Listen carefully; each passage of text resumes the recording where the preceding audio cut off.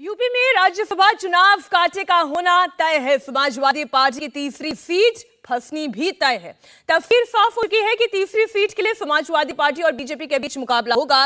BJP ने Samajwadi party के सामने पेंच फंसा दिया है।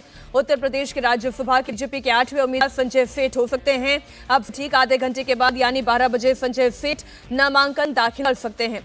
इससे पहले बीजेपी उत्तर प्रदेश से राज्यसभा के लिए 7 उम्मीदवारों का नामांकन करा चुकी है। इस वक्त की बड़ी खबर राज्यसभा चुनाव पर उत्तर प्रदेश से बड़ी खबर। क्या बीजेपी के संजय सेठ अखिलेश यादव का राज्यसभा का गणित बिगाड़ सकते हैं? क्यों? क्योंकि तीसरी सीट के लिए बीजेपी से मुकाबला तय नजर आ रहा है। बीजेपी के 8वें उम्मीदवार संजय सेठ आज दोपहर 12 बजे नामांकन कर सकते हैं। तो राज्यसभा चुनाव पर उत्तर प्रदेश से बड़ी खबर। तो तीसरी सीट जिस पर पेंच फंसा हुआ है, आपको जानकारी दे दें, कल ही राज्यसभा के लिए एक बार फिर से जया बच्चन को आगे बढ़ाया गया है। तो वहीं अगर बीजेपी की बात करें तो आज 12 बजे संजय सेठ बीजेपी की ओर से राज्यसभा के लिए नामांकन दाखिल कर सकते हैं। तो क्या समाजवादी पार्टी की तीसरी सीट फंस सकती है? अभी स्थिति यही नजर आ रही है। अभी जो तस्वीरें आप देख रहे हैं, जिन नेताओं ने नामांकन दाखिल किया था उनकी भी तस्वीर आप देख रहे हैं। सुधांशु त्रिवेदी वो भी राज्यसभा के लिए एक बार फिर से नॉमिनेट किए गए हैं और खुद मुख्यमंत्री योगी आदित्यनाथ उस वक्त उनके साथ थे। ऐसे में तीसरी सीट के लिए बीजेपी से मुकाबला तय है।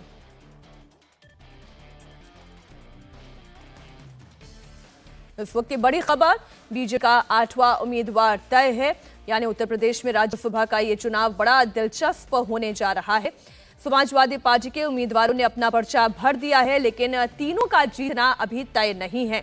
सपा को अपने तीसरे उम्मीदवार को जिताने के लिए 3 वोटों की और आवश्यकता है। ये वोट कहां से आएंगे अभी ये साफ नहीं है। उत्तर प्रदेश विधानसभा में समाजवादी पार्टी के कुल 108 विधायक हैं। इनमें रमाकांत यादव अभी जेल में है, जबकि पल्लवी पटेल बागी तेवर अपनाए हुए हैं। इसी तरीके से समाजवादी पार्टी की कुल क्षमता अब 106 रह जाती है। अगर इनमें कांग्रेस के 2 विधायकों को और जोड़ भी लिया जाए तो ये संख्या 108 तक ही पहुंचेगी। उत्तर प्रदेश में एक सीट जीतने के लिए 37 विधायकों का समर्थन चाहिए और इस लिहाज से सपा को 3 सीट जीतने के लिए 111 वोट की जरूरत पड़ेगी। लेकिन सपा 3 वोट कहां से लाएगी ये अभी स्पष्ट नहीं है। इसलिए यह लग रहा है कि बीजेपी अपने तीसरे उम्मीदवार को उतारने पर विचार कर रही है। और बड़ी खबर इस वक्त हम आपको दे रहे हैं, जो उनका कैंडिडेट है ठीक 12 बजे यानी कि अब से ठीक आधे घंटे के बाद दोपहर 12 बजे संजय सेठ नॉमिनेशन फाइल करेंगे। और बीजेपी की संख्या बल की बात कर लेते हैं। बीजेपी के कुल विधायकों की संख्या 252 है और अगर इसमें सहयोगी दल के विधायकों को भी जोड़ लें तो 19 और आरएलडी भी चूंकि अब बीजेपी के साथ आ चुकी है तो उसके कुल 9 विधायक यानी कुल विधायक की संख्या हो जाती है 280। यानी 8वें उम्मीदवार के लिए जिन वोटों की आवश्यकता है उसमें 14 वोट और की जरूरत है और तभी ये जो गणित है वो समाजवादी पार्टी के लिए ठीक बैठेगा। विशाल प्रताप सिंह हमारे साथ जुड़ गए हैं। संजय सेठ एक और उम्मीदवार भारतीय जनता पार्टी के और आज आपने जो जानकारी दी है कि 12 बजे वो नॉमिनेशन फाइल कर सकते हैं। थोड़ा सा प्रोफाइल संजय सेठ का और साथ ही समाजवादी पार्टी के लिए कितनी बड़ी चुनौती होने वाला है विशाल? देखिए मिर्ची, संजय सेठ लखनऊ और उत्तर प्रदेश की राजनीति के लिए जाना पहचाना चेहरा है। राज्यसभा सांसद भी रह चुके हैं वो भारतीय जनता पार्टी की तरफ से, समाजवादी पार्टी की तरफ से जब वो पहले हुआ करते थे तो वो एमएलसी भी रह चुके हैं और बड़े रियल एस्टेट कारोबारी जाने जाते हैं। उत्तर प्रदेश के दिल्ली एनसीआर में उनकी कई यहाँ प्रोजेक्ट्स आते हैं और ऐसे में संजय सेठ का 8वें उम्मीदवार के तौर पर भारतीय जनता पार्टी द्वारा उतारना कहीं ना कहीं सारे इक्वेशंस को समाजवादी पार्टी के लिए डिस्टर्ब करता है। और यह बिल्कुल तय हो चुका है मीनाक्षी की उत्तर प्रदेश में जो माना जा रहा था कि 7 कैंडिडेट बीजेपी के होंगे जो कि अब तक नॉमिनेशन कर चुके हैं, 3 समाजवादी पार्टी के होंगे, लेकिन अब बीजेपी के 8वें कैंडिडेट के आने के बाद से पूरा इक्वेशन चेंज हो गया है। अब सत्ता बल ने और विपक्ष ने अपने अपने वोटों को न सिर्फ सहेजना शुरू कर दिया है बल्कि जो ज्यादा वोट की आवश्यकता है जिसमें सत्ता बल को यानी कि एनडीए को 14 वोटों की आवश्यकता होगी, वहीं समाजवादी पार्टी के लिए कम से कम 3 वोट को सहेजना बहुत ज्यादा महत्वपूर्ण होगा। ये वजह है कि संजय सेठ के नॉमिनेशन के बाद जो कि उम्मीद की जा रही है आधे घंटे बाद ये नॉमिनेशन विधानसभा में फाइल हो सकता है बीजेपी के 8वें कैंडिडेट के तौर पे। तो ये पूरा चुनाव बहुत ज्यादा न सिर्फ इंटरेस्टिंग हो जाता है बल्कि अब राज्यसभा चुनाव उत्तर प्रदेश में होगा ये भी बिल्कुल साफ हो चुका है। तो ऐसे में संजय सेठ के नॉमिनेशन के बाद न सिर्फ समाजवादी पार्टी की टेंशन बढ़ जाएगी कि उसको अपने वोटों को सहेजना है, सुरक्षित रखना है, बल्कि 3 एक्स्ट्रा वोटों को लेना है। तो ऐसे में संजय सेठ के लिए बीजेपी यानी कि जो यहाँ का सत्ता पक्ष है वो भरपूर कोशिश करेगा कि किसी तरीके से 14 वोट मिल जाए ताकि बीजेपी राज्यसभा में अपने संख्या बल को 8 पहुंचा दे और समाजवादी पार्टी को 2 तक सीमित कर दे। लेकिन ये कैसे होगा, किस तरीके से होगा, कैसे इक्वेशंस बनेंगे, चुनाव में किस तरीके से रणनीति बनेगी। समाजवादी पार्टी में अभी एक कैंडिडेट उनका जो है बताया जा रहा है कि विधायक जेल में है और यही वजह है कि पल्लवी पटेल की नाराजगी के बाद जो इक्वेशन है वो समाजवादी पार्टी के लिए भी बहुत ज्यादा अनुकूल नहीं है। लेकिन बीजेपी को भी 14 एक्स्ट्रा वोट चाहिए होंगे। यही वजह है कि ये पूरा चुनाव जो है राज्यसभा का वो उत्तर प्रदेश में बहुत ज्यादा रोचक स्थिति में पहुंच गया है क्योंकि अब से कुछ देर बाद बीजेपी के 8वें कैंडिडेट के तौर पर नामांकन करने वाले हैं पूर्व राज्यसभा सांसद संजय सेठ। मीनाक्षी, ये जो 14 वोट एक्स्ट्रा की आप बात बता रहे हैं, पहले इसी पर चर्चा कर लेते हैं। विशाल, ये 14 वोटों के लिए बीजेपी की प्लानिंग क्या है और सीनदारी कहां हो सकती है?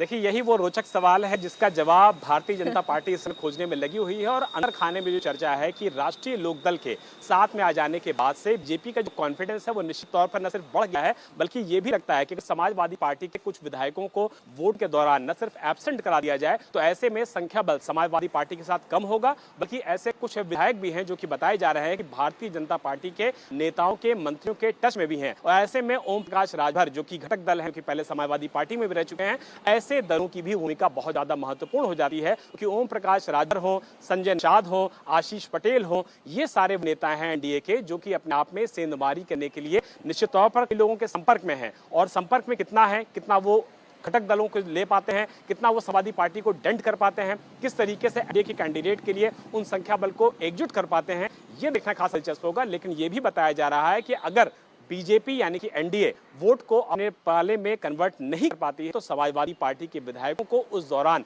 एब्सेंट कराया जाए यानी कि वो वोट देने ही ना आए तो वो भी भारतीय जनता पार्टी के लिए खासा मददगार साबित हो सकता है। यही वजह है कि दोनों पार्टियों ने अपनी जो घेराबंदी है वो तेज कर दी है। लेकिन बीजेपी के 8वें कैंडिडेट के बाद ये पूरा जो इक्वेशन है राज्यसभा चुनाव का, मीनाक्षी, वो बहुत ज्यादा दिलचस्प हो गया है, बहुत ज्यादा रोमांचक हो गया है क्योंकि दोनों दलों के पास संख्या बल कम है। ऐसे में कौन बाजी जीतता है, कौन बाजी हारता है, ये तो चुनाव के बाद ही पता लगेगा। लेकिन 8वें कैंडिडेट ने उत्तर प्रदेश राज्यसभा का जो इक्वेशन था, जो दोनों पार्टियां कुल मिलाकर के इत्मीनान में बैठी थी, उसमें काफी ज्यादा रोमांच पैदा कर दिया है। अच्छी बात है, रोमांच होना भी चाहिए और राजनीति में तो रोमांच ही दर्शकों का रुझान जो है बनाए रखती है। तो जरा ये बताएं, आपने बीजेपी का समीकरण बता दिया, समाजवादी पार्टी का समीकरण क्या है, वो कैसे सीट को बचा सकते हैं?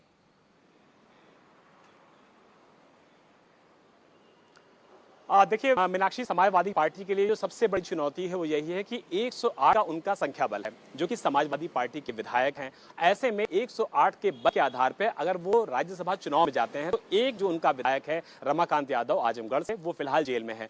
मंजूरी मिलेगी राज्यसभा चुनाव वोटिंग के लिए, ऐसा बहुत कम नजर आता है क्योंकि जो धाराएं हैं, जो मामले हैं वो बहुत ज्यादा संगीन है। इसके अलावा कल जब इंडिया टीवी ने पल्लवी पटेल से बात किया जो समाजवादी पार्टी के ही सिंबल पर चुनाव लड़ी थी, तो ऐसे में पल्लवी पटेल का ये कहना है जो राज्यसभा के समाजवादी पार्टी के उम्मीदवार हैं वो पीढ़ी को रिप्रेजेंट नहीं करते हैं। ऐसे में इस धोखे के साथ कम से कम मैं नहीं हूं, मैं न्याय संगत राजनीति करता हूं। तो 2 कैंडिडेट को अगर मान लिया जाए, 2 विधायकों को मान लिया जाए तो यहां पर समाजवादी पार्टी के वोट कम हो जाते हैं यानी कि उनकी संख्या 106 पहुंच जाती है। और ऐसे में कांग्रेस पार्टी के साथ माना जा रहा है कि उनका यहाँ संभावित अलायंस है भी, बातचीत भी चल रही है, तो कांग्रेस पार्टी के वोट उनको जरूर मिल सकते हैं। लेकिन बावजूद इसके 3 सीटों को जीतने के लिए समाजवादी पार्टी को मीनाक्षी 111 का नंबर चाहिए होगा यानी कि 111। और ये 111 तभी आ पाएगा जब अपने वोटों को आप सहेज पाइए, दूसरे के वोटों में सेंधमारी कर पाइए और अपने वोटों को इंटैक्ट रखने के साथ साथ किसी भी विधायकों को एबसेंट होने से रोक लिए। तो ऐसे में बहुत ज्यादा महत्वपूर्ण हो जाएगा राज्यसभा का चुनाव क्योंकि जो पीठासीन अधिकारी होता है किसी भी पार्टी का, राज्यसभा माना जाता है कि पोलिंग एजेंट को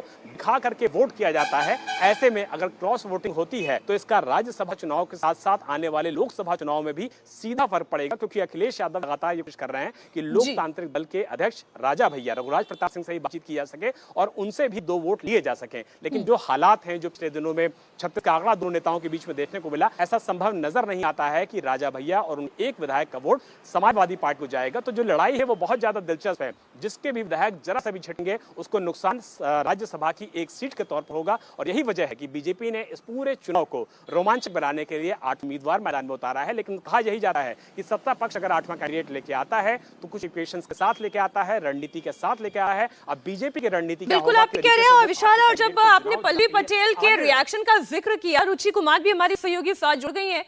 रुचि, पल्लवी पटेल का ये रिएक्शन में गलत नहीं हूं तो ताया जब जया बच्चन ने भी अपना नॉमिनेशन एक बार फिर फाइल कर दिया। अब अगर आप समाजवादी पार्टी पीडीए के रिप्रेजेंटेशन की बात करती है, मुझे नहीं पता कि इस पीडीए के रिप्रेजेंटेशन में जया बच्चन कहां फिट होती हैं। जी हाँ, बिल्कुल। देखिए, राज्यसभा जो चुनाव है वो समाजवादी पार्टी के लिए एक बहुत बड़ा इम्तिहान होने वाला है, क्योंकि देखिए जो कैंडिडेट पार्टी उतारती है उसमें जो विधायक होते हैं उनको पार्टी कोटा देती है कि तुम्हें इस कैंडिडेट को फर्स्ट प्रेफरेंस का वोट देना है और इसको सेकंड प्रेफरेंस का, इसको थर्ड प्रेफरेंस का। अब ये जो कोटा अलॉट होता है वो जाके जब वोट डाल रहा है विधायक, तब वो कोटे का पालन करता है कि नहीं, ये पता करना समाजवादी पार्टी के लिए अभी मुश्किल है कि उसके विधायक उसके साथ रहेंगे कि नहीं रहेंगे, या जो फर्स्ट प्रेफरेंस के वोट हैं। क्योंकि अगर आप पूरी गढ़ देखेंगे विधानसभा का तो समाजवादी पार्टी के पास 3 कैंडिडेट जिताने के लिए सिर्फ 1 वोट कम है। और बीजेपी और उसके जो अलाइज हैं उनकी पूरी गणित अगर आप देखेंगी तो उनके पास वैसे 16 वोट कम है, लेकिन माना जा रहा है कि राजा भैया और उनका एक विधायक बीजेपी के पक्ष में वोट करेगा, क्योंकि पहले भी राज्यसभा चुनाव में राजा भैया ने बीजेपी को ही वोट दिया था। तो इस तरह से बीजेपी के पास 14 वोट कम है, तो फासला बहुत ज्यादा है। लेकिन क्रॉस वोट का खतरा है कि समाजवादी पार्टी के जो विधायक है वो फर्स्ट प्रेफरेंस का वोट बीजेपी के 8वां जो उम्मीदवार हैं उनको दे सकते हैं। तो इस तरह से पार्टी में एक तरह का आप कह सकते हैं कि जो आप इधर समाजवादी पार्टी को लगातार झटका देख रहे हैं वो एक झटका और राज्यसभा चुनाव के बाद लगता है। ये जो झटके की बात कह रहे हैं संजय सेठ, ये जो उम्मीदवार हैं इनकी कहानी भी बड़ी दिलचस्प है। घर इनका किन्होंने बनाया, ये नजदीक किनके पहुंच गए, ये जरूर हम आगे आपसे जानेंगे। एक छोटा सा ब्रेक हमें लेना होगा। चलिए, ब्रेक पे जाने से पहले रुचि, चलिए सवाल का आप जवाब ही दे दें कि कहानी क्या है। देखिए, संजय सेठ यहाँ के मशहूर बिल्डर है लखनऊ के, और वो मुलायम सिंह यादव के बहुत नज़दीकी माने जाते थे। मुलायम सिंह यादव से उनके बहुत अच्छे रिश्ते रहे और मुलायम सिंह यादव ने सबसे पहले उनका नाम एक एमएलसी लिस्ट में डाला था, उनको उम्मीदवार बनाया था। लेकिन वो मसला राजभवन पहुँच गया था, गवर्नर ने उस पर आपत्ति कर दी थी और वो चुनाव नहीं हो पाया था। उसके बाद जब बीजेपी आई तो वो बीजेपी में चले गए। बीजेपी से एक राज्यसभा के उम्मीदवार भी वो राज्यसभा में जा भी चुके हैं, संजय सेठ। और अब ये कहा जा रहा है कि फिर से बीजेपी के कोटे से वो जाएंगे राज्यसभा।